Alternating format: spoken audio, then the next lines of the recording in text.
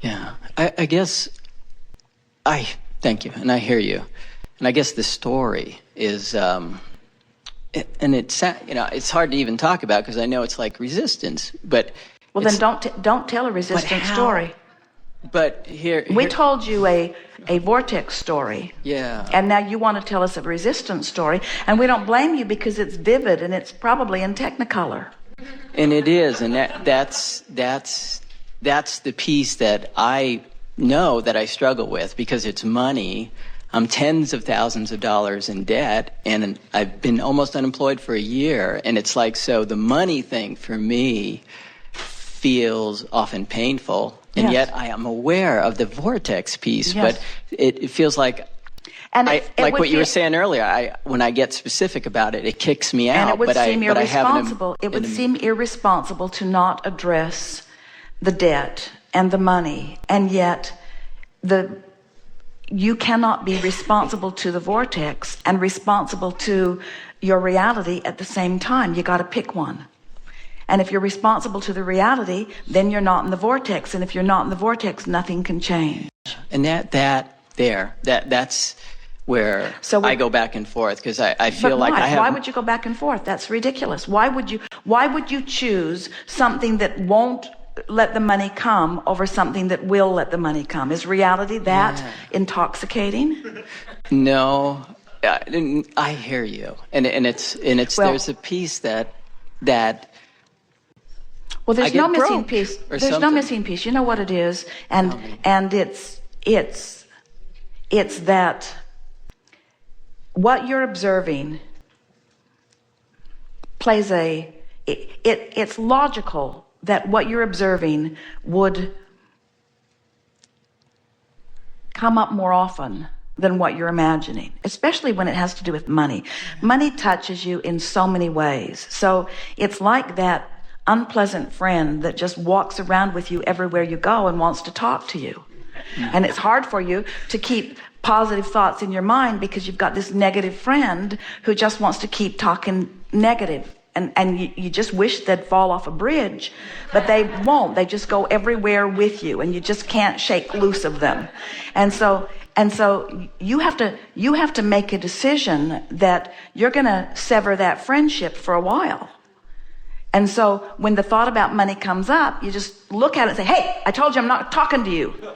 I'm not going to talk to you anymore. You're a downer. You bring me down and you keep me out of the vortex. In other words, find some way of making it vivid and real to you. And what we're talking about is determination. What we're talking about is decision. What we're talking about is focus. What we're talking about is willpower. What we're talking about is focusing your mind to the criteria that matters more. And what we want to convey to you is the vortex matters way more than the physical reality. But boy, is that ever a hard sell.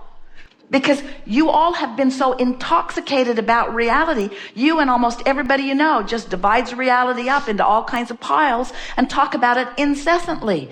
Do you know you even have historical piles? And historical monuments where you keep stirring up stuff that you don't want to repeat in your life experience. So we're like you, we get it, we understand, and law of attraction helps you keep thinking those thoughts. The thought you think brings another thought. In other words, so this is the easy way, the blunt way of saying it to you. You are right now a cooperative component to out of the vortex thoughts. And that's why they keep coming. There's no missing piece, it's just that's what's more active. We've been saying for a while, when you pick up any subject, money, health, relationship, the house I live in, the car I drive, the body I walk around in, when you pick up any subject, it has an end of what you don't want and an end of what you do want. And when you activate the subject, it starts buzzing right where you last left it.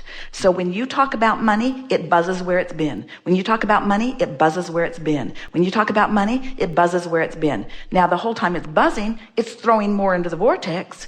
So that's one advantage of keeping it stirred up, because more money is accumulating that you're depriving yourself of. But so it's buzzing and growing and buzzing. The vortex is growing and buzzing and growing and buzzing and growing.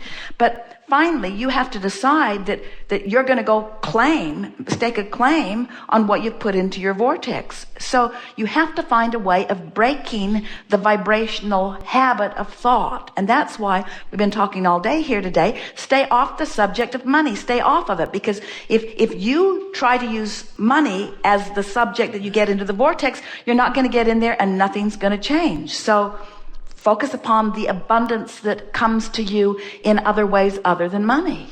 Right. Look at the vitality of your physical being. You are more abundant in that than almost anybody you know. Look at your ability to be here in this chair right now with all of these people in the room. That's an abundance that you tapped into. You have the abundance of a very clear mind. You have abundance of very powerful wanting. You have the abundance of source energy. You live on an abundant planet where the sun comes every morning. That's worth all the money that everybody's got right there. Right. In other words, that's abundance. The food keeps growing and the birds keep flying. That's abundance. In other words, you can stay off the subject of money and get on the subject of abundance even, and stay in the vortex. There is so much. It's just a matter of wanting to feel good more than you want money. Right. That's really what it comes down to. Wanting it because, and that's why we do such a sales job about it, because we know you can't put a price. We sound like a credit card commercial. It's priceless. You can't put a price on clarity. How much do you pay for clarity? Well, that prescription is expensive, isn't it? You can't put a price on clarity or on that feeling of exhilaration. Right. What would you pay for that? What would you pay for a day like today? Yeah. Did you look out there? Yeah. Did you look at where you are? Did you see what's out that window? Did you smell that air? Did you feel that well-being? Esther was walking down the street with Jerry in Bethesda, and she stopped.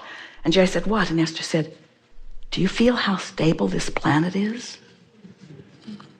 Do you feel how it's moving at astronomical rates in proximity to other planets? And do you feel how stable it is here? Do you remember how stable it was in Texas and Del Mar? Do you remember what it was like when we were in Stamford and Tahiti? Do you remember what it was like when we were on the ship in the Mediterranean Sea and when we were in the Alaskan waters? Stability, stability, stability, stability. Everywhere we go, stability, stability, well-being. There's well-being everywhere. Just look for it and talk about it and bask in it and milk it and activate it in your vibration. Notice the abundance that is yours and how often it's showing itself to you. And before you know it, you've brought your abundance average vibration into a place that you are now a cooperative component. And now, because you've shifted your vibration and the resistance is gone through the crack of least resistance or the crack of most allowance, now it comes in the forms of things that are more specific that you are wanting. Every time. Yeah. Jerry has been saying for a long time, things are always working out for me. Right. And most people looking at him would say, well, duh. In other words, his life is in a really good place. In other words, why wouldn't it work out for you? But he means it in all the subtle little ways. He woke up the other morning in a city and said, "Ooh, I would really like to have some beans." And so Esther thought of all of the restaurants where Jerry likes his beans, and none of them were in the city. She didn't know how she was going to find any beans for him. And it wasn't critical. It was just, wouldn't it be nice if I had some beans? And then all of the cooperative components in the universe began to ascend in order to provide them. And then they went out to get into the car to take they were in Philadelphia, to take the FedEx package to the FedEx box, and the battery was dead in the car. So Esther called AAA, and the nice man came. It was raining, and in his yellow jumpsuit with his yellow jumper cables, he hooked the car up, and then it wouldn't start still. And then Jerry got out and adjusted some things, and it started right up. And so off they go to the Cadillac agency to get a new battery. And wouldn't you know, right next door was a restaurant that had the best beans. And Esther said, if it takes a dead battery to get beans for you, I'm in. I'm in. I'm in. I don't care what it takes. Yeah. They had such a lovely day interacting with all kinds of wonderful people. They actually had a better day because of that dead battery than they would have had if they'd not had a dead battery, because it took them into involvement and engagement and fun with all kinds of wonderful people. And Jerry said to Esther, as he's eating his beans, everything always works out for me. Yeah. Everything always works out for me. Yeah. And we want you to acknowledge that. We want you to acknowledge how everything is working out for you. And, you can have a little shadow in your life where you block the sunlight of well-being, and then until you can call it an issue. But everything is still doing its best to work out for you. Right. Anyway. Things are always working out for you anyway. In other words, the Cadillac agency didn't have to choose the agency that was right next door to the best beans in the city. They didn't have to contact the man at the Cadillac agency who was so receptive to their call, who told them to come right over. Mm-hmm. They didn't have to go to the Cadillac agency where the man said, jump in, I'll take you to the restaurant. In other words, the cooperation was just astonishing, you see. The universe is always orchestrating on your behalf. We just want to sort of zap you with an awareness, and of course we cannot do that. Well, maybe we did.